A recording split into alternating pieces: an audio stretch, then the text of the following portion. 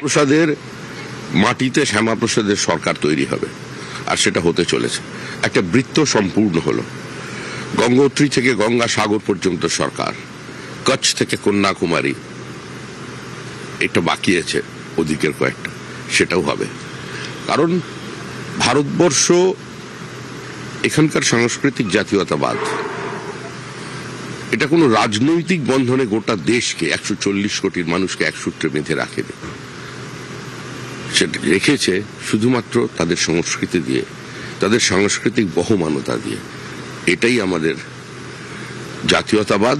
যে জাতীয়তাবাদের কথা কবিগুরু রবীন্দ্রনাথ ঠাকুর বলে গিয়েছিলেন যে একই ধর্ম রাজ্য পাশে খণ্ডচ্ছিন্ন বিক্ষিপ্ত ভারত বেঁধে দিব আমি, তার শিবাজী উৎসবে।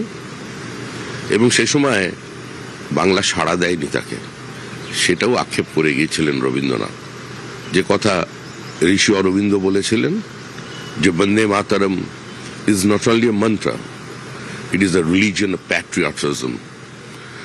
আর অবদমিত ভারতীয় সংস্কৃতি, প্রবল ভুলিয়ে দেওয়ার চেষ্টা ভারতীয় আধ্যাত্মবাদ, শিক্ষা, সভ্যতা, সংস্কৃতি, তাকে যিনি নতুন করে আবার উজ্জীবিত করেছিলেন, সেই বন্দে মাতরমের 150 বছর, আনন্দ মঠের 150 বছর।